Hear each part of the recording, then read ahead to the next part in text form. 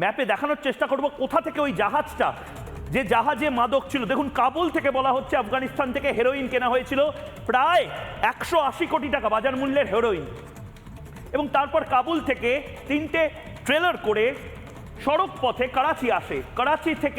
করাচিতে আপনারা জানেন করাচিতে পোর্ট আছে, অর্থাৎ বন্দর রয়েছে। করাচি সমুদ্রের পাড়ে, একদম সমুদ্রের পাড়ে। করাচি থেকে যেহেতু ডিরেক্ট কলকাতা বা সন্দেশখালী বা হলদিয়া ঢোকানো যাবে না, আমি আবার একদম দেখানোর চেষ্টা করব। দেখুন, কাবুল থেকে ডিরেক্ট সড়ক পথে করাচি আসে, করাচি থেকে চলে যায় দুবাইতে।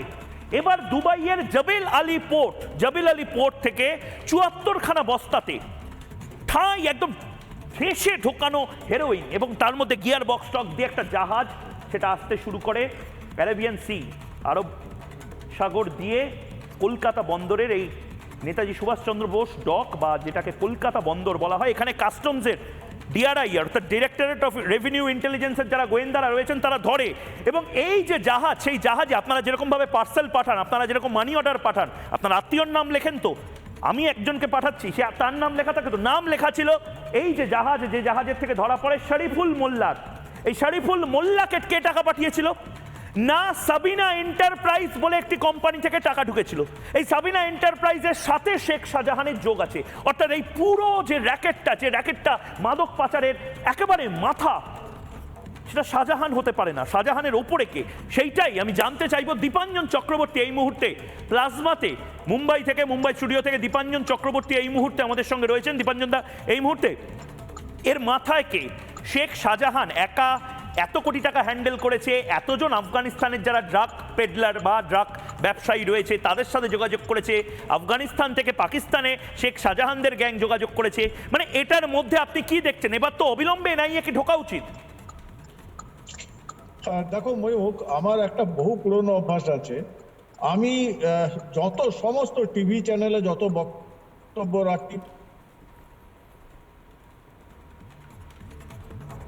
দীপাঞ্জন চক্রবর্তীর এই মুহূর্তে নেটওয়ার্কের কিছু অসুবিধা হয়েছে। আমি একদম নির্দিষ্টভাবে একই প্রশ্ন নিয়ে আমি অরিন্দম আচার্য আপনার কাছে যেতে চাই, যে এই গোটা বিষয়টা, এটা তো ভয়ঙ্কর একটা বিষয়, এই বিষয়ের মধ্যে একজন তৃণমূল নেতা তার যুক্ত হয়ে যাওয়া, কি মনে করছেন? একবার ছোট করে যাব, তারপরে দীপাঞ্জন চক্রবর্তীর কাছে যাব।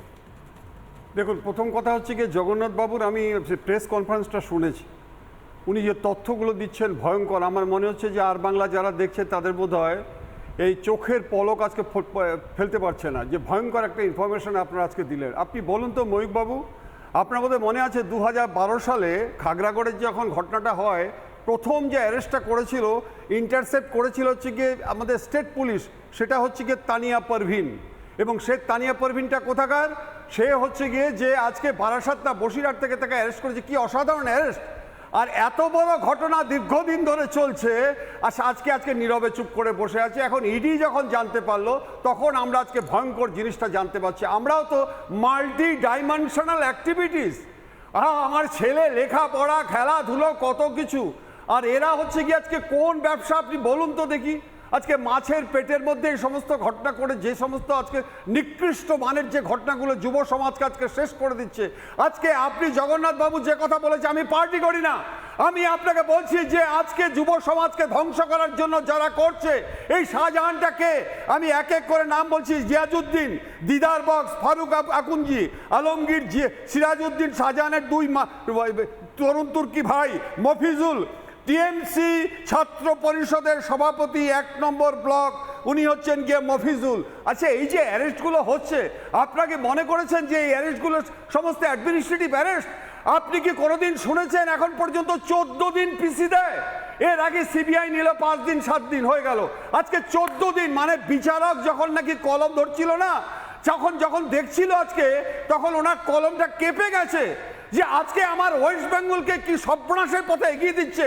এবং তার পিছনে আমি without any hesitation I can say there is crystal clear, এর পিছনে যে রাজনৈতিক নেতৃবৃন্দ রয়েছে তাদের বিরুদ্ধে রাজনৈতিক নেতৃবৃন্দ রয়েছে, এটা আপনি বলছেন, মানে আপনি মনে করেন 100 বার এটা হতে পারে না ময়ূকবাবু।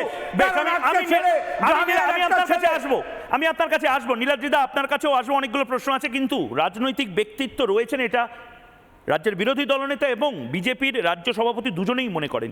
তাদের কি বক্তব্য একবার শুনবো এবং তারপর আপনার কাছে আসছি। মাদক ভর্তি কন্টেনার কলকাতা বন্দরে আটক হওয়ার পর, শ্যামাপ্রসাদ মুখার্জি পোর্টে আটক হওয়ার পর শেখ শাহজাহান কেন অন্তত পক্ষে 17-18 বার রাজ্যের এক গুরুত্বপূর্ণ মন্ত্রীর চেম্বারে এসে বৈঠক করেছেন, এবং এই বিষয় নিয়ে বৈঠক করেছেন, আমাদের কাছে খবর আছে, আমরা ইনভেস্টিগেশন করে বের করেছি। কে সেই মন্ত্রী? সেই মন্ত্রী কি এই মাদকের ক্ষেত্রে লগ্নিকারী? আপনারা একটু ইনভেস্টিগেশন করুন, বুঝতে পারবেন যে এই শেখ শাহজাহান কোন মন্ত্রীর, তৃণমূল কংগ্রেসের, যার এই সরকারে আসার পর দপ্তর পরিবর্তন হয়েছে বা মুখ্যমন্ত্রী দপ্তর পরিবর্তন করতে বাধ্য হয়েছে দুর্নীতির জন্য, সেই মন্ত্রী। এই শাহজাহান শেখের সাথে তার সম্পর্ক কি? তাহলে কি সেই মন্ত্রীর টাকা? এই তো কলকাতা পোর্টে যে ড্রাগ ধরা পড়েছিল তার সঙ্গে তো শাহজাহান লিঙ্ক আছে। কলকাতা পোর্টে যে ড্রাগ ধরা পড়েছিল আপনার 1-1.5 বছর আগে, তার সঙ্গে তো শাহজাহানের লিঙ্ক আছে। তো এনআইএ তদন্ত করছে। দীপাঞ্জন চক্রবর্তী ছিলেন, দীপাঞ্জন চক্রবর্তীর কাছে একবার আমি যাব। দীপাঞ্জন চক্রবর্তী, আপনি এই মুহূর্তে উপস্থিত হয়েছেন, বলুন আপনি যেটা বলছিলেন, মানে এবার এনআইএ। সরি, মাফ করে দেবে, সিগন্যালে একটু প্রবলেম হয়ে গেছিল। দেখো ময়ূক, যেটা আমি বলছিলাম, তো আমি সমস্ত রেকর্ড রাখি, আর্কাইভ চেক করি। প্রথম আমি তোমাদের চ্যানেলে রিপাবলিক বাংলা 26 ফেব্রুয়ারি তোমাদের এই জবাব চায় বাংলাতে আমি বলেছিলাম যে এই শেখ শাহজাহানের তদন্তের পেছনে শুধু ইডি সিবিআই নয়, director of revenue intelligence, narcotics control bureau, আমাদের বিশেষ বৈদেশিক এজেন্সি এবং এনআইএ আসবে। এবং আমি সেখানে বারবার করে বলেছিলাম এই শেখ শাহজাহান শুধু ওই ভেরি বা পিঠে বানানো নয়, এর সঙ্গে সরাসরি রাষ্ট্রবিরোধী ষড়যন্ত্র রয়েছে।